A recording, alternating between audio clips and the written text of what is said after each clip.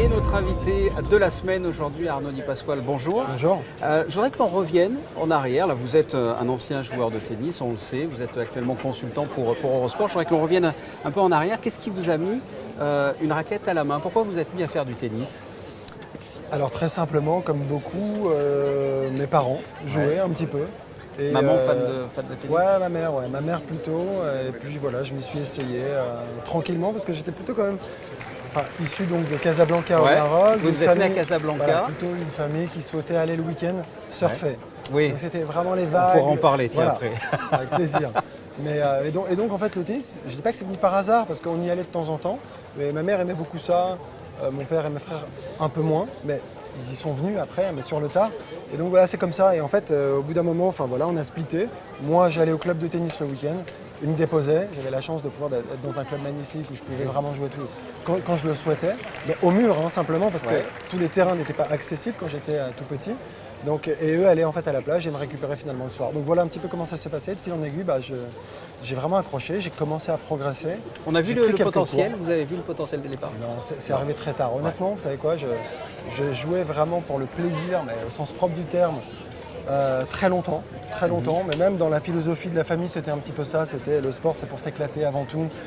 J'ai pas été poussé, j'ai été accompagné, mais jusqu'à 12-13 ans, avant d'entrer en sport-études, je jouais 2-3 fois par semaine maximum. Sport-études du côté de Poitiers.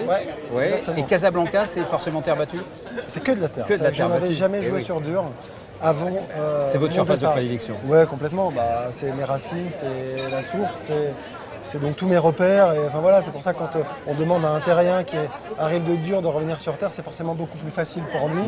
Parce que quand vous avez évolué sur cette surface, quand vous avez grandi dessus, il y a forcément des facilités que d'autres n'ont pas. Il y a des joueurs qui vous ont fait rêver?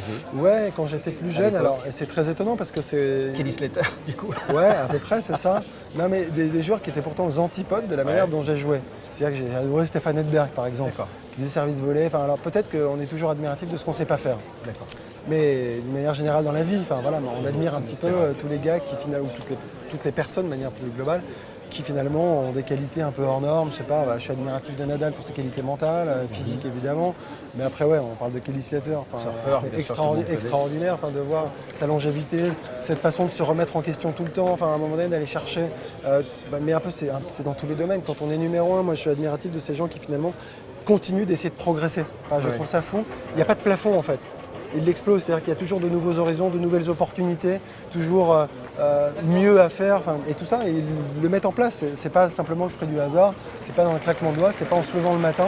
Non, c'est le fruit d'un long travail. C'est le travail, bien sûr. Votre meilleur souvenir de carrière?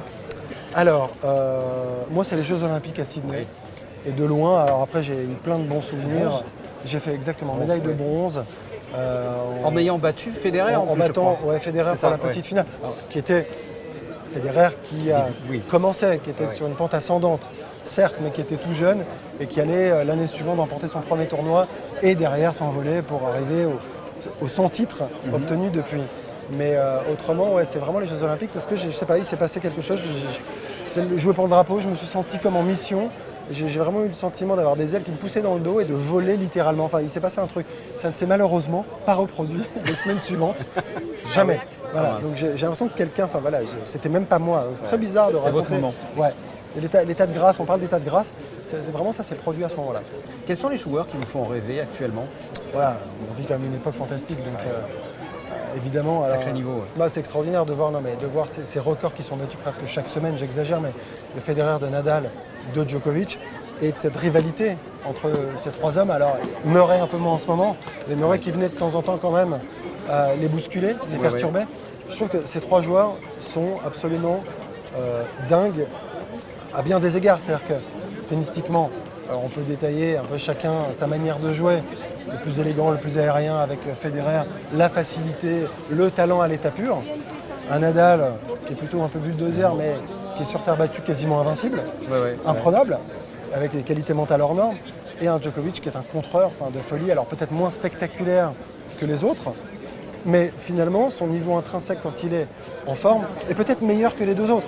Donc finalement on se retrouve avec trois hommes qui dominent clairement, vraiment, et malgré ces nouvelles générations, même plusieurs générations qui poussent. Hein. Alors, il y en a une qui arrive peut-être, là, avec les Chapeau Vallon, Roger Aliassim. Là, c'est intéressant, ils vont commencer à les titiller un petit peu. J'attends de voir. Mais pour l'instant, jusqu'à présent, ça fait maintenant presque 20 ans qu'ils sont sur le circuit. Ils ont bloqué toutes les autres générations. Ils les ont bloqués. Raonic, Nishikori, Dimitrov, ils se sont tous cassés les dents. Des joueurs qui auraient été champions à une période. Je pense qu'ils auraient gagné des grands chelems. Mais là, aujourd'hui, il n'y a pas de place. Alors, il y en a quelques-uns qui sont venus comme ça. Wawrinka, Del Potro en a gagné un, Silic. Mais autrement, c'est des miettes. Ce sont des miettes, exactement. Dernière question, on quitte le tennis. Qu'est-ce que vous faites? Qu'est-ce que fait Arnaud Di Pasquale quand il n'est pas en train de commenter?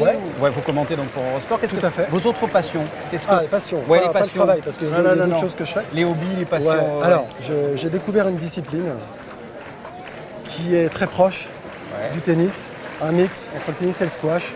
Je ne sais pas si vous allez trouver. Ça se joue entre. C'est pas du street, ça se joue entre 4 murs, j'allais dire. En tout cas, ce sont des vitres. Le paddle, bien sûr, le paddle. On a de grandes équipes ici, on a Didier Deschamps qui joue ici. Mais quand il veut, Didier. Je lui lance un défi, moi. Avec Arnaud Clément, on a formé une petite équipe, en toute humilité. Et depuis 1 an et demi, on est très assidus et on a pas mal progressé. On va passer un message à Didier Deschamps. S'il nous écoute, il faut les rencontrer. On est là jusqu'à dimanche, on est prêts. Parfait. Merci beaucoup. Merci à vous.